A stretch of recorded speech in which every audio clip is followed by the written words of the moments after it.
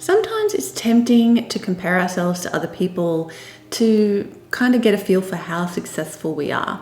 And if you sell on Etsy, I know a very common way of doing this is to look at the sales that another shop has made and compare your number of sales to their number of sales, and either feel really good about yourself or not so great about yourself, depending on the numbers.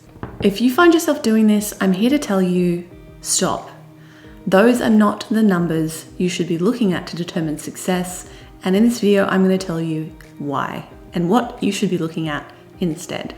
G'day there, my name's Jess, and if you haven't been around these parts before, welcome.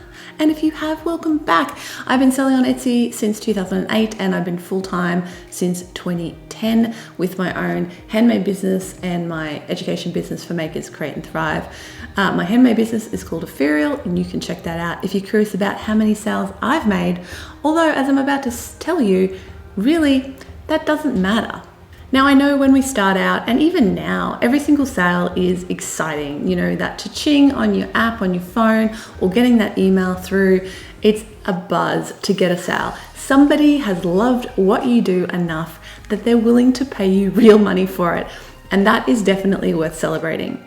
However, when we start comparing ourselves to other people based on the number of sales that we've made and they've made, we're making a fundamental error about what success means. Now, of course, success is going to mean something different to everybody, but in this case, I'm just talking about brass tacks financial success of your business. If you're like, I've made 100 sales, but this shop over here has made 1,000, they're obviously more successful than me, they've made more money than me, they're doing great. Is that actually true, or are you just making that assumption? If we get down to the bottom line, well, we need to look at the bottom line. The profit that this business is making versus the profit your business is making. Because at the end of the day, that is the number that matters, not the number of sales you've made. The financial success of your business is based upon how much money you make from the business and how much money you keep from that business. So let me give you an example. Say there's a shop out there that has made 5,000 sales and they sell Scrabble tile pendants. Every one of those pendants is worth $5. So for every sale, they have gotten $5 for that sale. So that shop that has sold 5,000 Scrabble tile pendants for $5 each has a revenue of $25,000. Now, just a moment here. If words like revenue, gross profit, net profit just make you want to run away, I've got you. I'm actually doing a workshop in my membership community for makers, the Thriver Circle, this month. And if you miss it live, the recording will be there. The point of this workshop is to get you a little bit more savvy with these financial ideas. And we're going to talk about these things. What's gross profit? What's revenue? What's net profit? How do you calculate this? What should you be looking at when it comes to the numbers in your business? What should you be tracking? How should you be doing that? We're going to cover all those basics in this workshop. So if you want to be part of that, head on over to thrivercircle.com. And if you get in time, you can join me live for the workshop and ask me questions. I do these live workshops in my membership every single month for makers specifically. So I'd love to see you there. And if you miss it, you can watch the recording and you can catch me in the Facebook group and ask me any questions about it as well. So let's compare that shop to another shop that's only made, say, 1,000 sales, right? At first glance, you're going to go, okay, well, they've been open the same amount of time, right?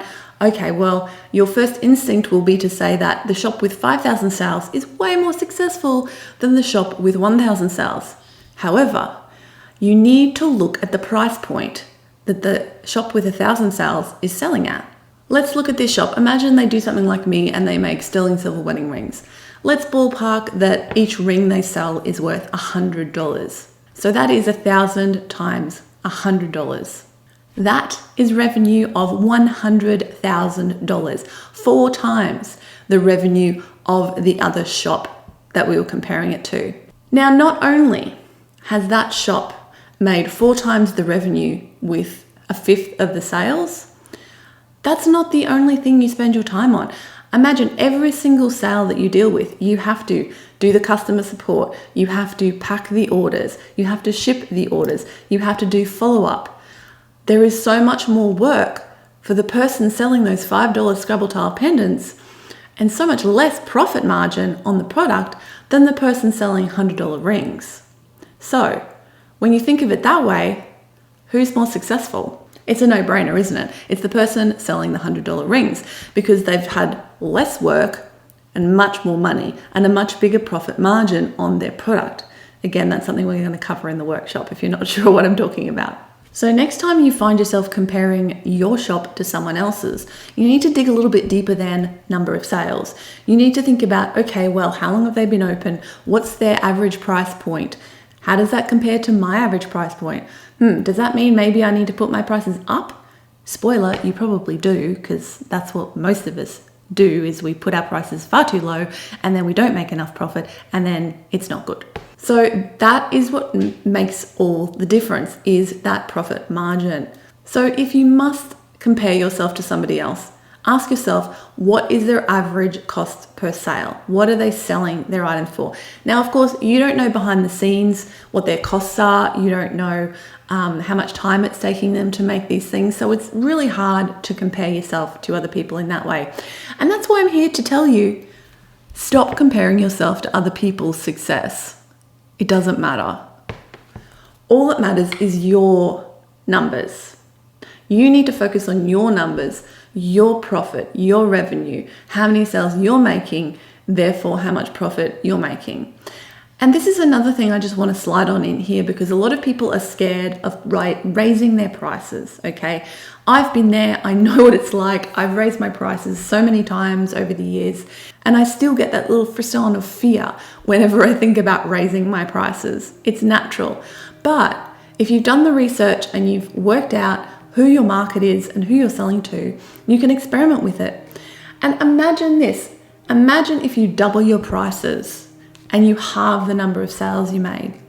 Are you suddenly less successful? No, you're actually more successful because you're making a bigger profit margin and you're doing less work to get there. Sounds pretty good to me. Actually, you've more than doubled because you should have already had a profit and you've already covered your costs, so that's even better. So long story short, stop looking at the number of sales other people are making and comparing yourself to that. Focus on you. Focus on how much revenue you're bringing in and how much profit you're keeping from the sales that you're making. And if those numbers are good and if your profit margin is good, then you do need to focus on bringing in more customers and making more sales, and that is how your business will grow. But if your profit margin is too low, you're going to reach a point where you start burning out because you're doing too much work for not enough money. But that's a whole nother rant, and I'll leave that for another video. If you found this helpful, please do give me a big thumbs up. It helps this video to get out to other people, and it might help them switch their mindset about this issue. And I hope it helped you do the same. If you have or want to start a handmade business, please do make sure to subscribe to my channel. I put up videos every week about working from home, handmade business, and more. So I'd love to see you around the channel, and leave me a comment below if this kind of blew your mind a little bit and changed your thinking around your success versus other people's success. I'm Jess Van Den. Thank you so much for watching, and goodbye for now.